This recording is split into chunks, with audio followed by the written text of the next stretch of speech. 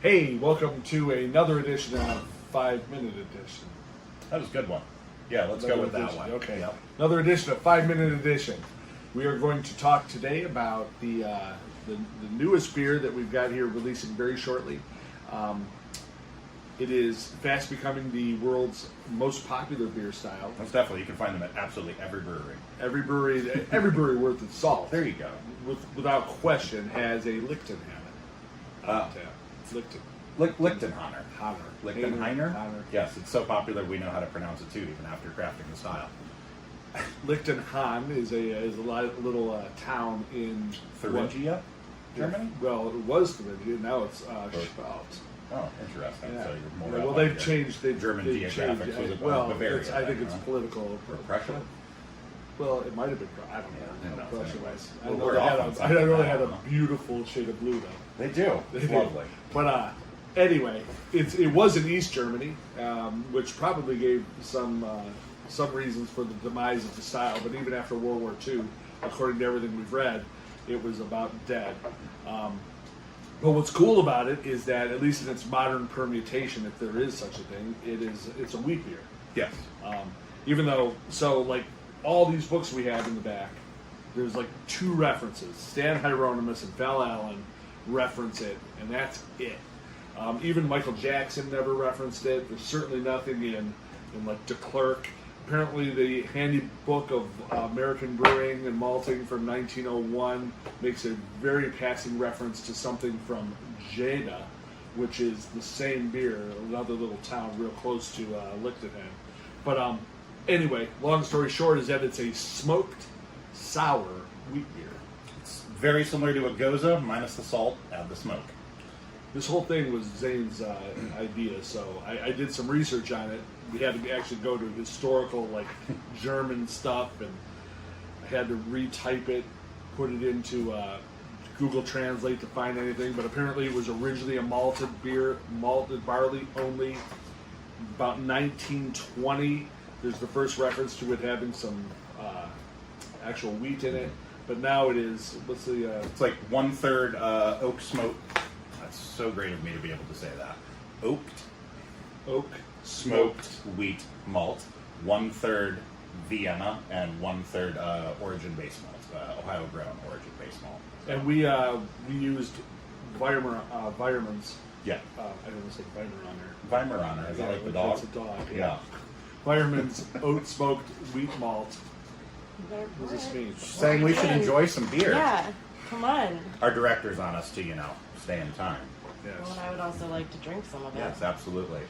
So the great thing about the Lichtenhainer is that while it is essentially a dead beer style, I was lucky enough to be able to try one at a somewhat local brewery, Hansa, up in Cleveland, thanks to Corey Miller up there. They make a, in my opinion, great brew called Winzig. It is the only other Lichtenhainer that I've had. I hope that this lives up to it. Because it is most definitely the thing that inspired me to do this. So, Well, I love Rauch beer. I love it, and I'm like one of 10 people outside of Bamberg that love Rauch beer. And this is a really good one. And we've used a lot of different smoked malts in the brewery here for different things. Deathly Mallows has a tiny twinge of smoked malt, or had at one point. What did we just do with? We did a Scotch ale with some peat smoked malt. Yep.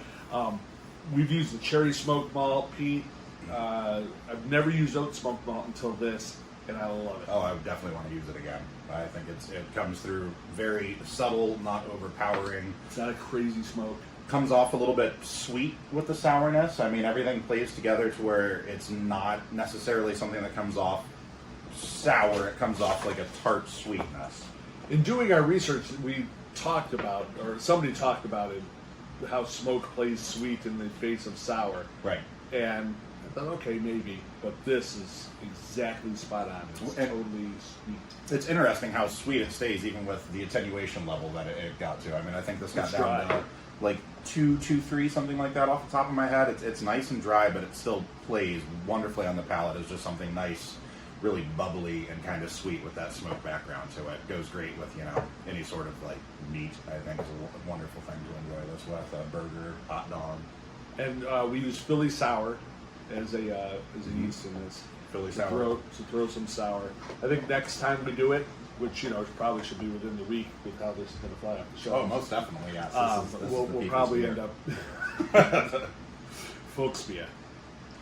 Cheers. Sláinte. We'll probably use what I was about to say is sour Vissier. Most definitely, yes. And this is a charity brew. I did almost forget that. Thank you again to our director here. So this is a charity brew. $1 of every pint sold is going to go One to pint with every dollar. Yeah, that's great. That's great advertising. It's sort of the other way. It's Yeah. the same thing. Every dollar we give, we sold a pint for. True, absolutely. So every pint sold will fund $1 to go to fight brain cancer. It is, All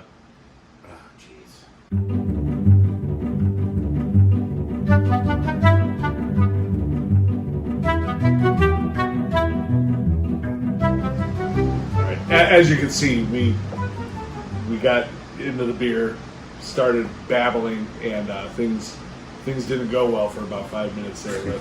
But we're going to start back up with Stash Strong, which I'm going to take this because you can't see the very smoothly. All right.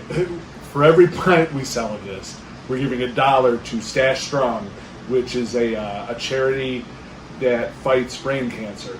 And somehow, and maybe you can say something about this, Courtney.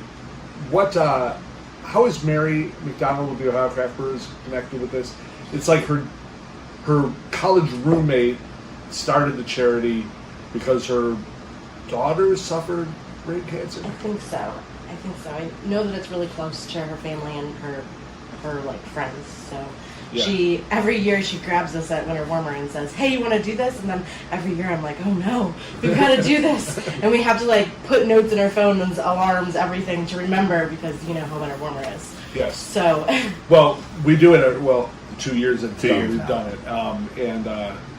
Look, anything that fights cancer or any of the terrible ailments, especially with kids, I'm behind. And So you can see the whole story at stashstrong.org as well. well done on that. Yeah, that's my little tidbit there from my 5 We'll put minutes a of link rambling. down in the down in the notes or comments. whatever. But anyway, cheers. Did we say this was a buck 4.7? A buck 4.7%. 4.7%. It's actually a relatively small beer, but man, it drinks nice.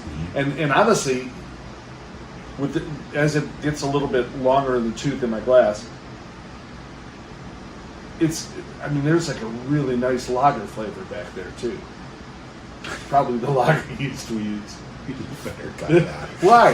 We use a lager yeast. We did. What's wrong with Not that? we. Okay.